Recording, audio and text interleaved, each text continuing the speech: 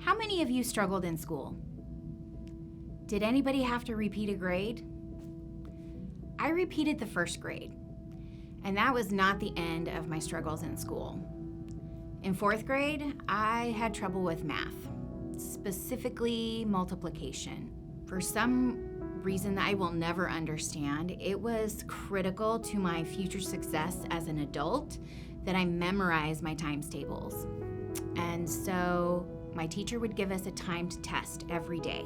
She would track our progress on this giant bulletin board that looked like a racetrack, and everybody had a horse with their name on it, and when you passed your test, you got to move it down the track. I can still remember the feeling of dread that would come over me when my teacher would walk around with the test papers. My heart would start to race, and it felt like somebody had kicked me in the gut. The tests themselves were bad enough, but the thing that made it so much worse was that everyone in my class could see that I was failing because my horse was over here on 5 and theirs was all the way at the other end of the track. That's when I started listening to that little voice in my head that told me, "You're not smart enough. You're not good enough. Maybe you should just give up." That voice followed me all through school, and it got louder when I got into high school and added science to the list of subjects that I struggled with. By the time I graduated, that voice was deafening, and it was telling me, "You can't go to college. What are you going to study? You suck at math and science. Don't even bother." So I didn't. But I told everybody that I didn't know what I wanted to study, so I was just going to go to work until I figured it out. I had no intention of going, but I was ashamed to tell everyone that I was afraid. And I was afraid of a lot of things. But what I wasn't afraid of was hard work. I'd been working all my life. I knew how to work hard, I worked fast, I kept at it until the job was done, and I did it right the first time. And so I knew if I got into a job, I'd be fine. I went to work for a computer manufacturer as a customer service rep. And over the next couple of years, I did really well. I kept climbing the ladder and got promotion after promotion until eventually I was recruited to join IT as a business analyst, which was a complete shock to me because that was exactly the type of job I had always imagined I would have to have a college education to find. It had an amazing salary, better hours, it was close to my house. There was no way I could pass up that opportunity. Even though I was worried that my boss would figure out I was a complete fraud and that she'd either send me back to my old job or worse, she'd fire me. To my surprise, neither of those things happened. And it wasn't because I had fooled her. She saw my potential. It took time and a lot of positive reinforcement, but I eventually saw it too. And those successes in the workforce gave me the courage to go to college. So I spent the next 5.5 years working full-time, going to school part-time, and I did it. I graduated.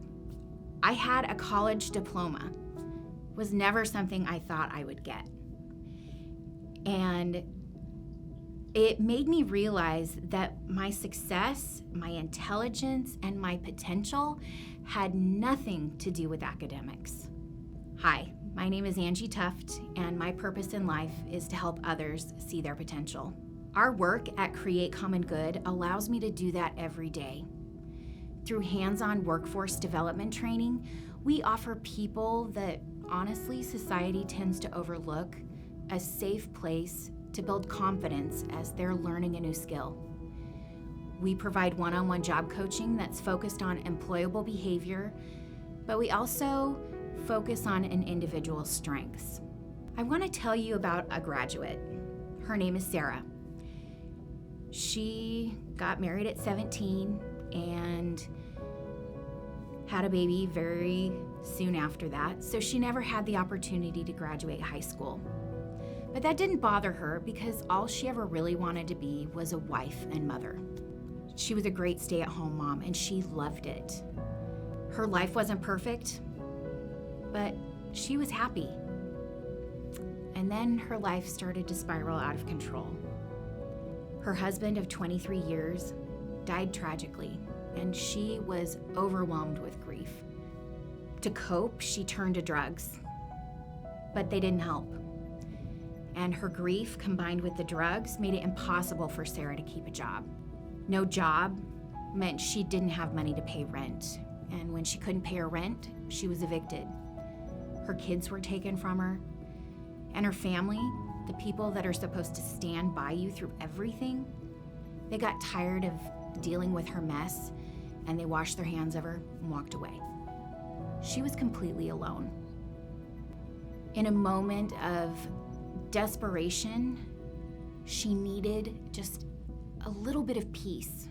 Sarah decided to take a drive. She decided to go to this place where she always was able to find peace, a spot in the mountains. She had this little voice in her head, just like I had in mine, and it started talking to her. And it got louder and louder and louder until eventually she couldn't imagine living another day. She got out of her car, walked to a pine tree, and lit it on fire with the intention of being consumed by the flames. There are so many easier, less painful ways to commit suicide. Can you imagine the dark place that you would have to be in to decide you want to die by fire? Thankfully, Sarah was unsuccessful, but she ended up with a felony arson charge on her record. And over the next couple of years, all she wanted to do was disappear. She tried hiding from the world and isolating herself from others. She rarely talked to anyone except her case manager at the shelter where she was staying. Her case manager recommended that she come try our program. And when your case manager strongly recommends that you do something, you do it. When I first met Sarah, she was struggling with anxiety and depression, and she had no idea how she was going to be able to overcome her circumstances. In the first week, one of our staff members could see that she was struggling, and so she decided to pull her aside and share the story of her own battle with addiction, the challenges of rebuilding her life from scratch and trying to find a job with a criminal history. Sarah looked at that staff member and she saw a successful woman who had overcome some of the same challenges that she was facing. And she realized she didn't need to be defined by the worst moment of her life. She found a spark of hope. And that hope helped her just start to blossom. She started smiling more often, she stood taller, and she was participating in class. And she kept thriving as she moved into the hands-on skills portion of our training. And by the time she was ready to graduate, we couldn't imagine letting her go. She had this amazing work ethic, and she has a natural ability as a leader, but most importantly, she has compassion and patience for our trainees because she knows exactly where they've been, because she's been there too. And in the last 2.5 years, she has accomplished so much. She bought a car, she was able to move out of the shelter and find an apartment, but most importantly, she started rebuilding her relationship with her kids. Her son recently got sick and he needed somebody to take him to the doctor. And she was the first person that he called. I think about how I would have reacted if one of my family members called me. and, wouldn't have been a big deal. That's what you do for people that you love. And you ask people that you love and trust. And Sarah, for her, it was a miracle because she never thought she'd have a mom moment like that again. When I asked her if I could share her story with you, she told me that Create Common Good's program had transformed her life because we had seen something in her that she hadn't seen in herself. Potential. Isn't that what we all need?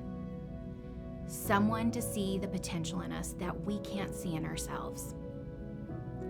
That's our mission at Create Common Good, and I invite you to join us on our journey as we help others see their potential.